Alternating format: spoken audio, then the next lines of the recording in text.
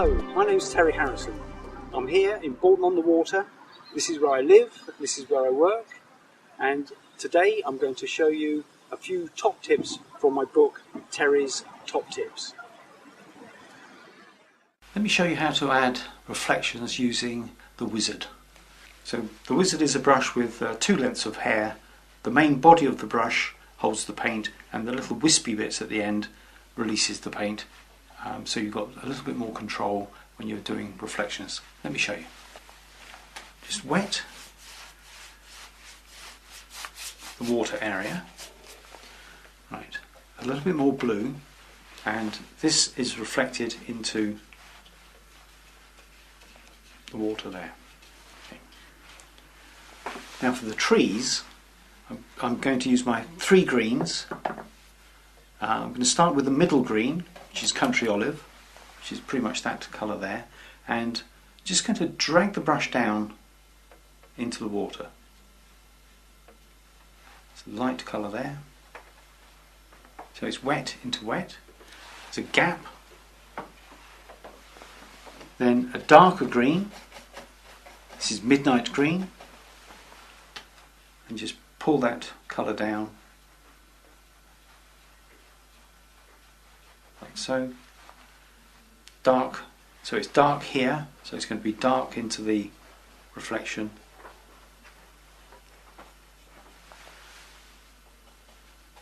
Just add a little bit of raw sienna into that. Just pull that down.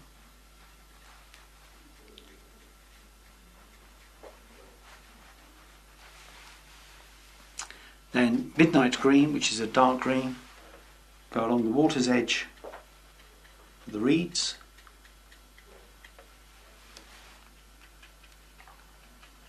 Like that. And then just pull that darker colour down into the wet.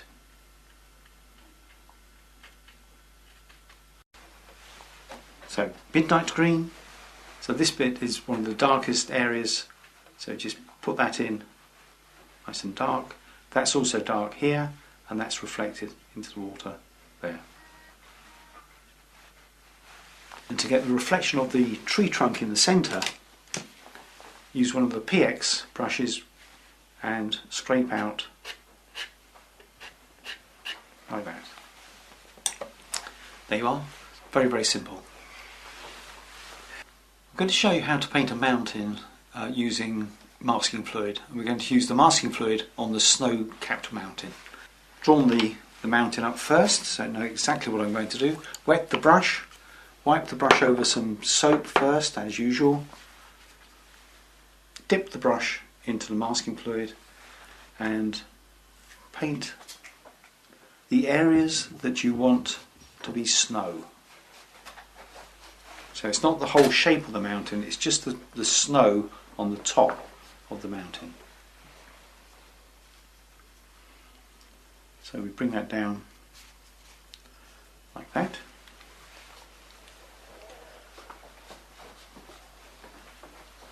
Then just fade this out at the bottom part of the mountain range. Then allow the masking fluid to dry. Then, large detail brush, we paint the sky in first. So some ultramarine, just start at the top, bring that down over the mountain range.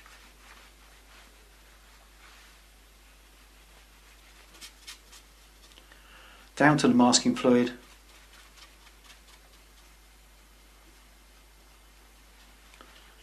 Like that. So just fill that in. At the back of the snow-capped mountains, I'm going to put just a darker shadow, so there's more contrast when I remove the masking fluid. So sometimes you've just got to think ahead to the finished painting. So with darker colour, so it's ultramarine, burnt umber, and just run that along the back of the mountain. And while that's drying, we can then paint down onto the rest of the mountain. So I'm going to use the same two colours, ultramarine and burnt umber. but really quite dark this time. So it's a bluey dark grey colour. Paint that in.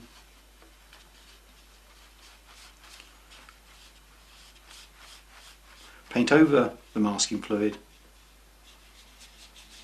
This part is going to be the sunlit area, so I'm just going to add a touch of raw sienna to that. So it's a lighter colour.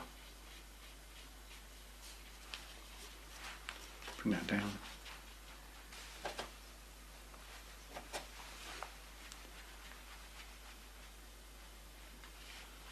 Just straighten that up, make it look prettier.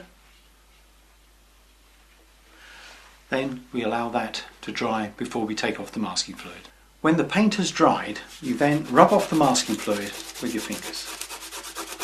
So there's the shape of the mountaintop. It's gone back to the white of the paper.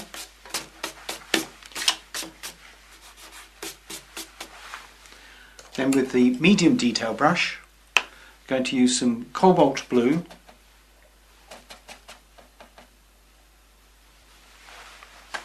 and just paint in the shade on the mountaintop.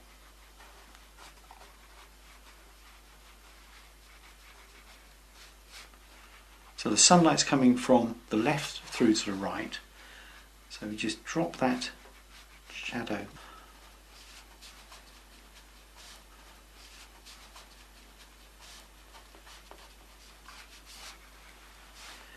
A few crags going up to the summit, and on that little peak some shade there.